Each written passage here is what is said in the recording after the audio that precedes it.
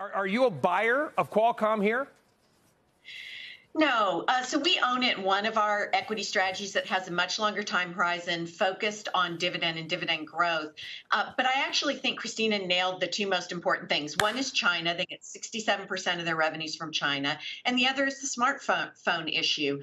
And they are investing, as she pointed out, in other areas. But it's going to take a very long time to turn this Queen Mary around. And that's usually not the time you want to be actively buying these stocks. If you already own it, I think you're fine. You hold on, you get paid to wait. But if you don't own it, I think there's better places to be if you want to have chip exposure. One of those is Broadcom.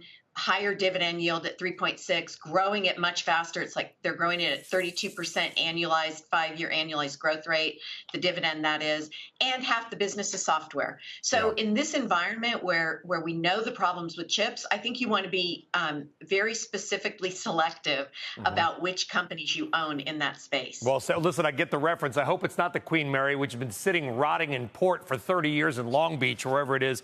Nancy, Christina, thank you very much. All right, next up is Robinhood. It is riding a 4-month stock winning streak, but like so many others, still down 34% on the year. It's still not profitable. The street expecting another loss for the third quarter. Kate Rooney has the story, like permanent losses forever, Kate? Like any sign of profitability? We'll see. That really is one of the big focuses. When is this company going to be profitable? And the markets are down this year. We all know this if you've been watching CNBC. People are trading a lot less, and Robinhood tends to make money when people trade more, so the expectation is pretty low for trading volume, which is still really where they make a bulk of their money. Not much you can do about that, but for Robinhood, it's more about what the company can control. What levers do they actually have? And the big one is cost cutting. So they've already done layoffs. Wall Street's looking for some more cost discipline, especially in guidance. So any commentary around that. Also watch net interest income. So Robinhood makes money on customer deposits, and rising rates tend to help with that. The big question is, will that help offset some of the trading slowdown? You also want to watch account growth. Are people leaving the platform? And then part of that is average revenue per user. Are they still able to monetize the users that are right now still on the platform? Silly.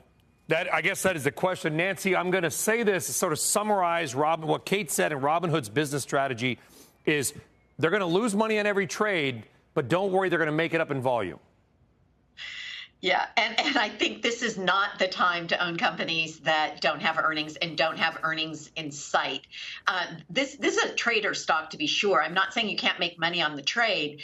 One of the top headlines that came up this morning about the stock was that it had its longest winning streak in its history. It was 8 days. The stock's gone up 20%. But as you pointed out, and as Christina said, it's down 33% year to date and down 83% from its all-time high.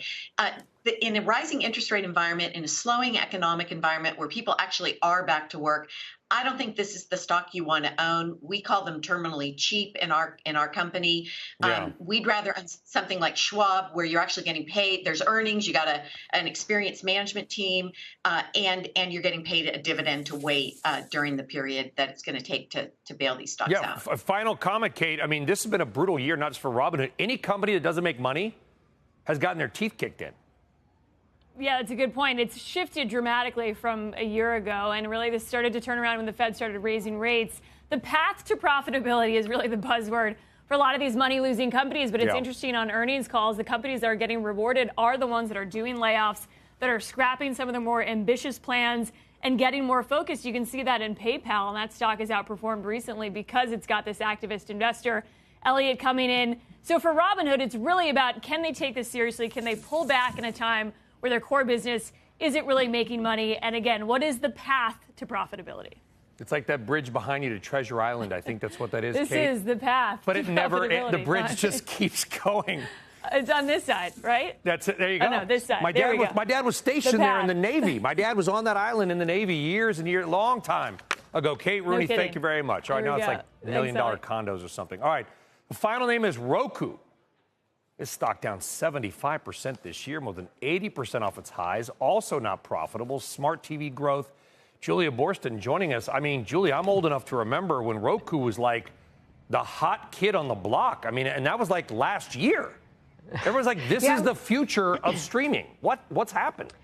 Roku stock is in many ways seen as representing the health of the streaming market. This is a company that benefits when there are more streaming services launching because those streaming services advertise on the Roku platform. Now, of course, it also has its own ad-supported channel. So there are a couple of key things to look at here for Roku. The first one is revenue growth. Roku is expected to report 2% revenue growth in the third quarter and guide to 3.5% revenue growth in Q4. So I think that guidance is going to be in focus, representative of what kind of ad trends we're seeing amid all this macroeconomic uncertainty. The other one is active accounts. That's a key number to watch for Roku to see how engaged users are and what it says about the health of the streaming market as a whole. And so then the other thing we're watching here, I'm sorry, just for active accounts, the number I'm looking for there is 64 million. That's the number to watch. And then path to profitability. We're just talking about it with Kate Rooney there, but this is a company that is expected to go to from a profit in the year-ago quarter to an adjusted loss of $1.28 per share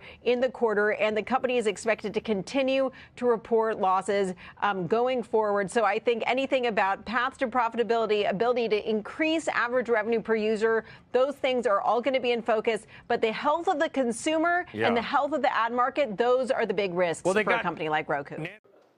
Shepard Smith here. Thanks for watching CNBC on YouTube.